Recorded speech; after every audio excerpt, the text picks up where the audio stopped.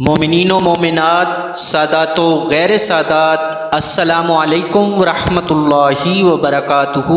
تحفہ یا علی علیہ السلام مدد۔ مومنین، آج کی یہ مختصر سی ویڈیو انتہائی اہم موضوع پہ بنائی جا رہی ہے۔ آج ہم اس ویڈیو میں ڈسکس کریں گے کتاب 14 ستارے کے صفحہ نمبر 50 سے کہ ہمارے آقا حضرت محمد مصطفیٰ صلی اللہ علیہ وآلہ وسلم نے مکہ کو رومیوں کے اقتدار سے کیسے بچایا تھا۔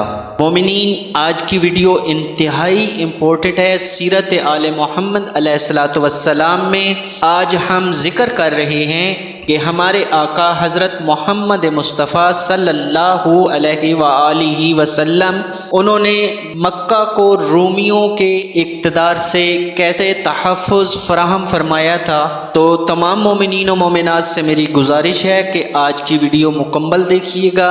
ہماری سپورٹ کے لیے ہمارا یوٹیوب چینل زوار حمدانی کو لازمی سبسکرائب کر لیں، ساتھ والے بیل آئیکن کو پریس کر کے آل کے آپشن پہ لازمی سلیکٹ کر لیں تاکہ سیرت آل محمد علیہ السلام کی آنے والی ہر ویڈیو آپ تک پہنچے سب سے پہلے۔ جی مومنین، تو چلتے ہیں کتاب کی طرف۔ کتاب 14 ستارے صفحہ نمبر 50۔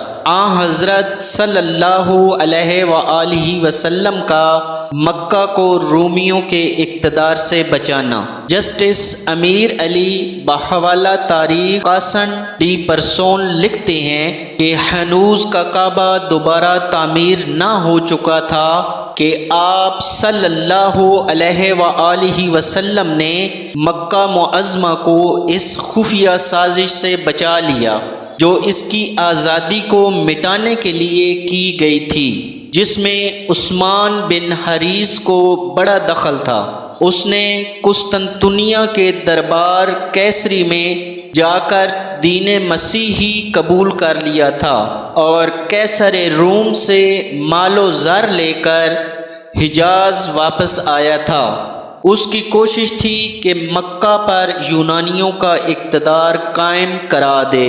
وہ خفیہ سعی کر رہا تھا لیکن راز فاش ہو گیا، اور اس کی وجہ یہ تھی کہ حضرت صلی اللہ علیہ وآلہ وسلم نے اس کا مقصد اپنے ذرائع سے معلوم کر لیا تھا۔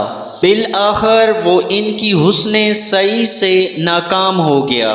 اہل فرنگ اس امر کا اعتراف کرتے ہیں کہ پیغمبر اسلام نے اپنے مولد و مسکن کو قسطنطنیہ کے کیسروں کے دست اقتدار سے بچا کر مسلمانوں پر عظیم احسان کیا ہے، جس کی وجہ سے وہ ابدی شکر گزاری کے مستحق ہیں۔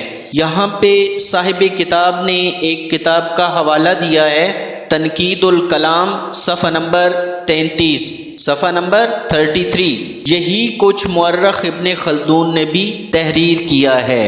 مومنین و مومنات، آپ سے میری ایک بار پھر سے گزارش ہے، ہمارے یوٹیوب چینل زوار حمدانی کو لازمی سبسکرائب کر لیں، ساتھ والے بیل آئیکن کو پریس کر کے آل کے آپشن کو سلیکٹ کر لیں۔ والسلام علیکم۔